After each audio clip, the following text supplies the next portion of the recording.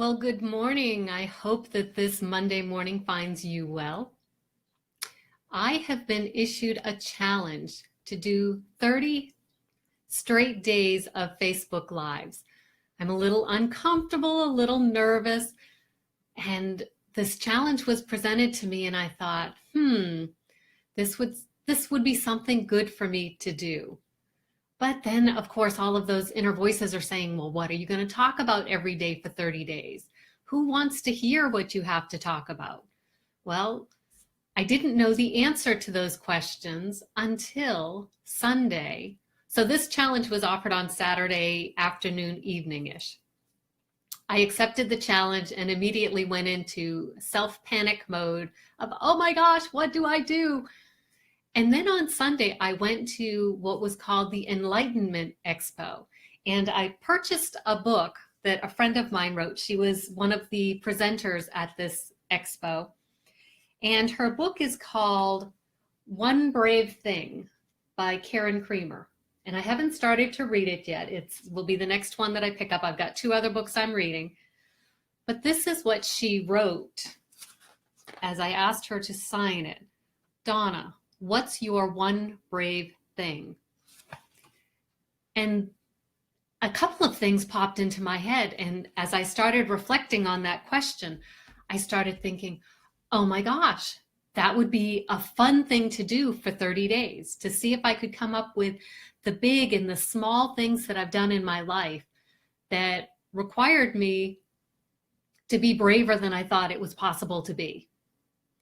And the reason why I decided to accept this theme for these 30 days, and we'll see if I can find something for all 30 days. I did come up with a list of about 10 items already, so I'm set for 2 weeks.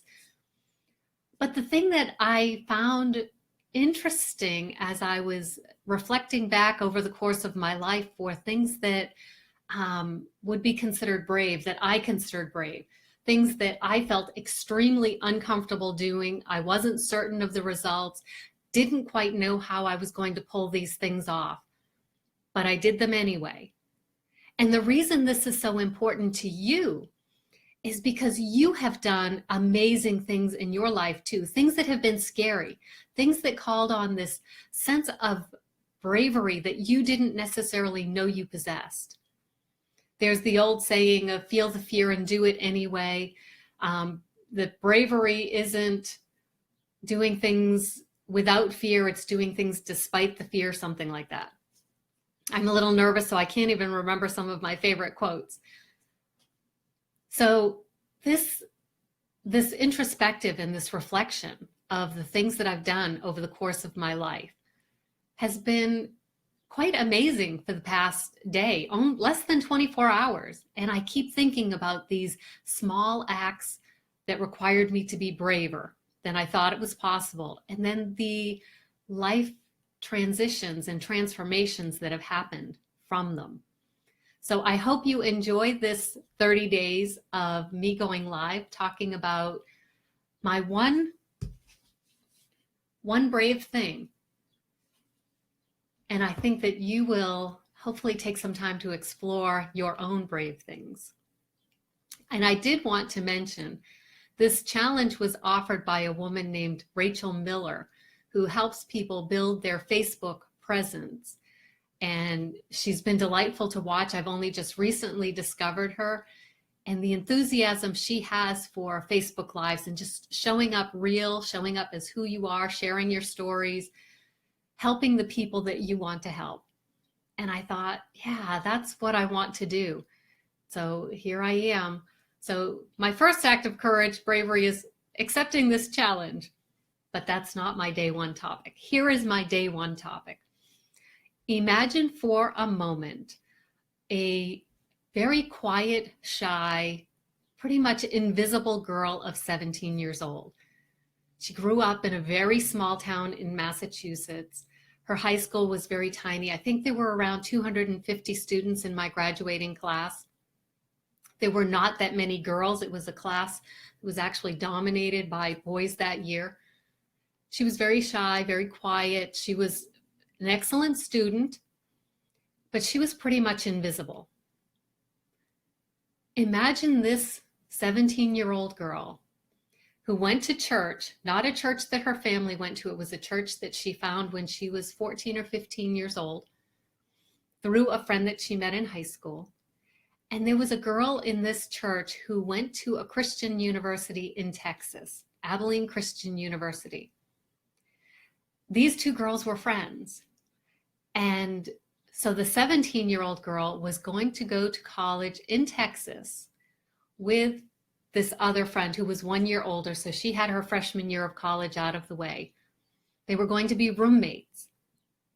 And then at the beginning of the summer, this 17-year-old girl, or 18 years old now, had just graduated high school.